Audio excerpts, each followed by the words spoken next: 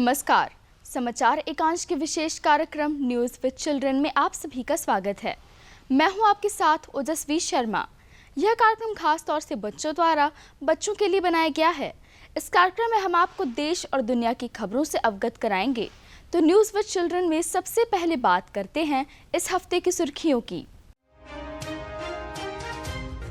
राष्ट्रपति द्रौपदी मुर्मू ने प्रदान किए राष्ट्रीय पंचायत पुरस्कार। कहा, महिलाओं की बढ़ती भागीदारी से ही समाज का सर्वांगीण विकास संभव है। प्रधानमंत्री नरेंद्र मोदी ने पहले वैश्विक बौद्ध शिखर सम्मेलन का किया उद्घाटन। प्रकृति प्रेमियों को मुख्यमंत्री योगी आदित्यनाथ का तोहफा। नया गंतव्य होगा कुकराल नाइट सफारी व रानीपुर टाइगर रिजर्व। भारत बना दुनिया में सबसे ज्यादा आबादी वाला देश। देश की आबादी 140 करोड़ के पार। और अब खबरें विस्तार से। प्रधानमंत्री नरेंद्र मोदी ने पहले वैश्विक बौद्ध शिखर सम्मेलन का किया उद्घाटन। प्रधानमंत्री नरेंद्र मोदी ने दिल्ली में विश्व बौद्ध शिखर सम्मेलन का उद्घाटन किया। सम्मेलन को संबोधित करते हुए प्रधानमंत्री ने कहा कि बुद्ध किसी व्यक्ति से हटकर एक समझ और किसी रूप से हटकर एक विचार है। उन्होंने कहा कि भगवान बुद्ध की शिक्षाओं से प्रेरित होकर भारत वैश्विक कल्याण के लिए नई पहल कर रहा है। उन्होंने कहा कि हमारी सरकार भगवान बुद्ध के मूल्यों को निरंतर प्रसार कर रही है। राष्ट्रपति द्रौपदी मुर्मू ने प्रदान किए राष्ट्रीय पंचायत पुरस्कार। कहा, महिलाओं की बढ़ती भागीदारी से ही समाज का सर्वांगीण विकास संभव है। राष्ट्रपति द्रौपदी मुर्मू ने पंचायतों के प्रोत्साहन पर राष्ट्रीय सम्मेलन का उद्घाटन किया और राष्ट्रीय पंचायत पुरस्कार प्रदान किए। इसी अवसर पर राष्ट्रपति ने कहा कि महिलाओं को अपने लिए, अपने परिवार के लिए और समाज के कल्याण के लिए निर्णय लेने का अधिकार होना चाहिए। उन्होंने महिलाओं से ग्राम पंचायतों के कार्यों में सक्रिय रूप से भाग लेने का भी आग्रह किया। राष्ट्रपति द्रौपदी मुर्मू ने कहा कि गांव के विकास से ही देश की समग्र प्रगति हो सकती है। उन्होंने यह भी कहा कि समूचे देश के विकास में गांव बुनियादी इकाइयां हैं जिन्हें पहले विकसित करने की जरूरत है। प्रकृति प्रेमियों को मुख्यमंत्री योगी आदित्यनाथ का तोहफा। नया गंतव्य होगा कुकराल नाइट सफारी और रानीपुर टाइगर रिजर्व। मुख्यमंत्री योगी आदित्यनाथ ने उत्तर प्रदेश राज्य वन्यजीव बोर्ड की 14वीं बैठक को संबोधित करते हुए कहा कि नमामि गंगे परियोजना के जरिए अविरल और निर्मल हो रही गंगा नदी में डॉल्फिन की संख्या में लगातार बढ़ोतरी हुई है और प्रदेश के राज्य पशु बारहसिंघा और राज्य पक्षी सारस के संरक्षण के लिए योजनाबद्ध तरीके से प्रयास किए जा रहे हैं। उन्होंने कहा कि जैव विविधता को संरक्षित करने और इको पर्यटन की संभावनाओं को विस्तार दिया जा रहा है। लखनऊ में बनने वाले कुकराल नाइट सफारी और चित्रकूट स्थित रानीपुर टाइगर रिजर्व के विकास कार्यों को तेजी से आगे बढ़ाया जा रहा है।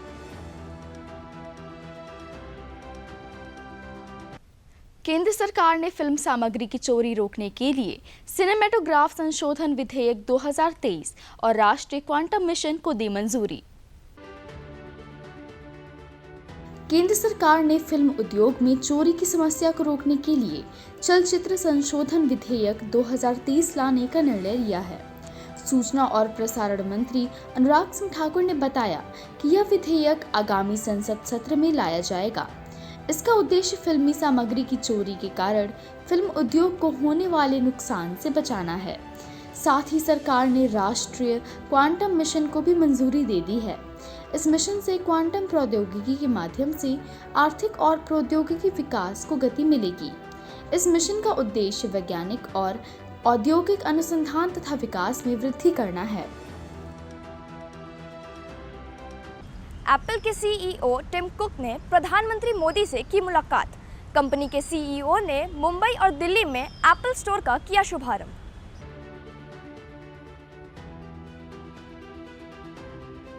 प्रमुख इलेक्ट्रॉनिक उत्पाद कंपनी एप्पल के मुख्य कार्यकारी अधिकारी टिम कुक ने नई दिल्ली में प्रधानमंत्री नरेंद्र मोदी से मुलाकात की।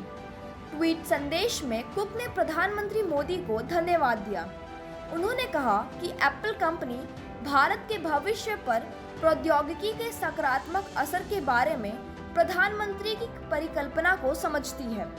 कंपनी देश में निवेश और विस्तार करने के लिए प्रतिबद्ध है। एप्पल ने भारत में अपना पहला स्टोर मुंबई के बांद्रा में और दूसरा स्टोर दिल्ली के साकेत में खोला। कंज्यूमर्स अब इन एप्पल स्टोर को एक्सपीरियंस कर सकेंगे। भारत बना दुनिया में सबसे ज़्यादा आबादी वाला देश। देश की आबादी 140 करोड़ के पार।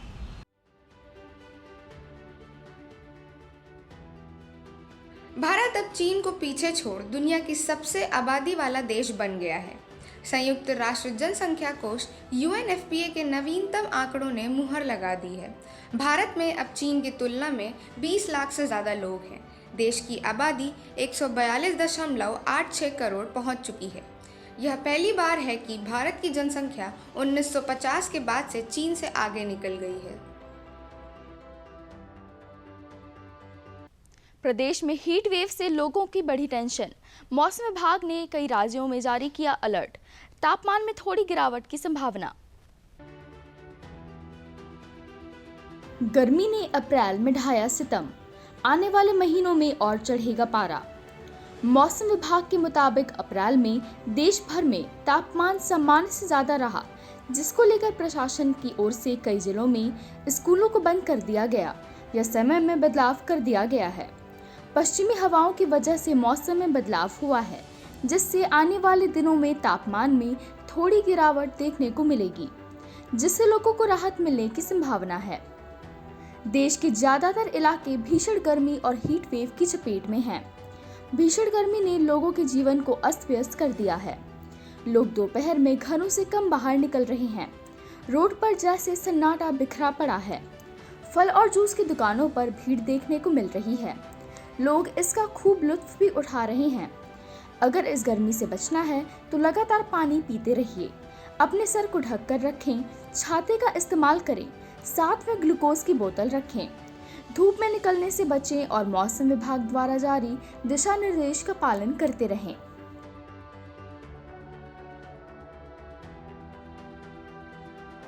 इस हफ्ते हेरिटेज चेंजेस थीम के तहत मनाया गया विश्व विरासत दिवस। साल 1982 में मनाया गया था पहला वर्ल्ड हेरिटेज डे।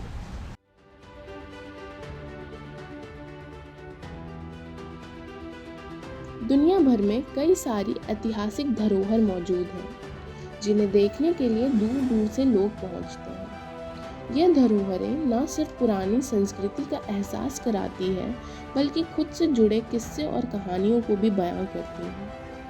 हर साल 18 अप्रैल को दुनिया भर में विश्व धरोहर दिवस यानी वर्ल्ड हेरिटेज डे के रूप में मनाया जाता है, ताकि सांस्कृतिक विरासत के महत्व और इसके संरक्षण को लेकर जागरूकता बढ़े। यूनेस्को ने वर्ष 2022 में भारत में 2 और भारत की धरोहर को सूची में शामिल किया है, जिसके बाद भारत में विरासत स्थलों की संख्या 38 से बढ़कर 40 हो गई है, जिसमें तेलंगाना का रमप्पा मंदिर और गुजरात का धोलावीरा शामिल है।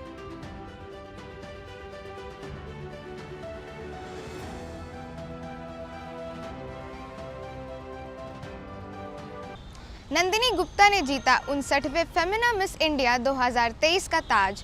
दिल्ली की श्रेया पुंज रही first runner up.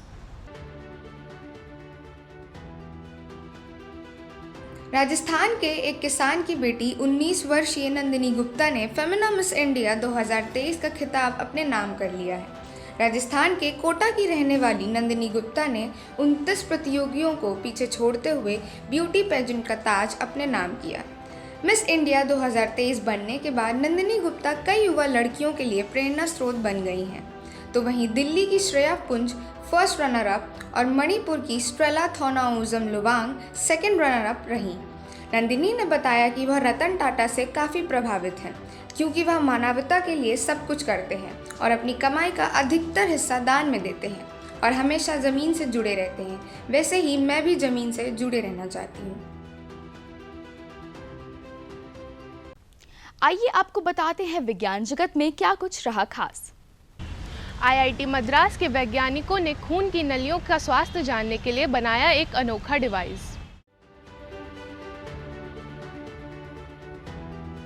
IIT Madras के health care technology innovation centre के वैज्ञानिकों ने खून की नलियों के स्वास्थ्य का हाल जानने और उम्र का असर समझने के लिए एक गैर शैल्य उपकरण बनाया है जिसका नाम आर्टसेंस है।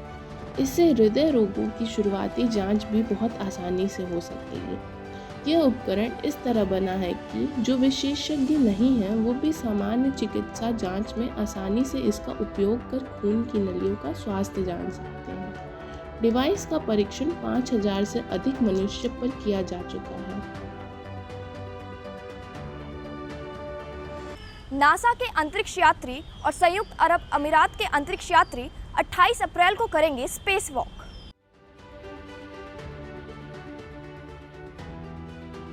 अंतर्राष्ट्रीय अंतरिक्ष स्टेशन पर रहने वाले नासा के एक अंतरिक्ष यात्री सहित चालक दल के 2 सदस्य भविष्य में बिजली व्यवस्था के उन्नयन का समर्थन करने के लिए 28 अप्रैल को स्पेस वॉक करेंगे, जिसका मुख्य उद्देश्य मानव अनुसंधान और द्रव्य भौतिकी का मुख्य विज्ञान प्रयोग है। स्पेस वॉक का live coverage NASA television, NASA app और एजेंसी की वेबसाइट पर प्रसारित किया जाएगा। यह स्पेस वॉक यूएई अंतरिक्ष यात्री के लिए पहला होगा। अब खबरें खेल जगत से। भारतीय स्टार क्रिकेटर सूर्य कुमार यादव और भारतीय महिला cricketer Harmanpreet Kaur Wisden cricketer of the year. Wisden cricketers almanack ने साल की टॉप 5 क्रिकेटर्स की लिस्ट जारी कर दी है। इसमें भारत की महिला टीम की कप्तान हरमनप्रीत कौर भी शामिल हैं। हरमनप्रीत कौर इस लिस्ट में जगह बनाने वाली भारत की पहली महिला क्रिकेटर बन गई हैं। साथ ही भारतीय स्टार क्रिकेटर सूर्य कुमार यादव को भी T20 cricketer of the year चुना गया है। बेन स्टोक्स को पुरुष खिलाड़ियों में साल 2022 से 23 के लिए दुनिया का सबसे शानदार क्रिकेटर चुना गया है। वहीं महिला क्रिकेटर्स में यह पुरस्कार बेथ मूनी को मिला है। भारतीय एथलीट शैली सिंह ने अंडर 18 वर्ग में छलांग लगाकर भारत की दूसरी सबसे लंबी छलांग लगाने वाली महिला खिलाड़ी बनी। भारतीय एथलीट शैली सिंह ने अंडर 18 वर्ग में 6.76 मीटर के व्यक्तिगत प्रदर्शन के साथ वे भारत की दूसरी सबसे लंबी छलांग लगाने वाली खिलाड़ी बन गई हैं। इसके साथ ही उन्होंने एशियाई खेलों के लिए भी क्वालिफाई कर लिया है।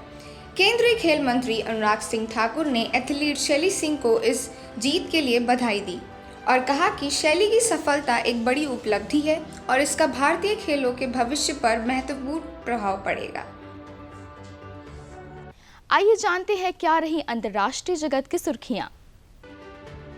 भारत ने लैंगिक समानता और महिलाओं के सशक्तिकरण के लिए संयुक्त राष्ट्र महिला इकाई को 5 लाख अमेरिकी डॉलर का योगदान दिया है। भारत का मॉडल उद्यमिता, शिक्षा और जमीनी स्तर पर महिला नेतृत्व पर जोर देने के साथ महिलाओं के नेतृत्व वाले विकास का है।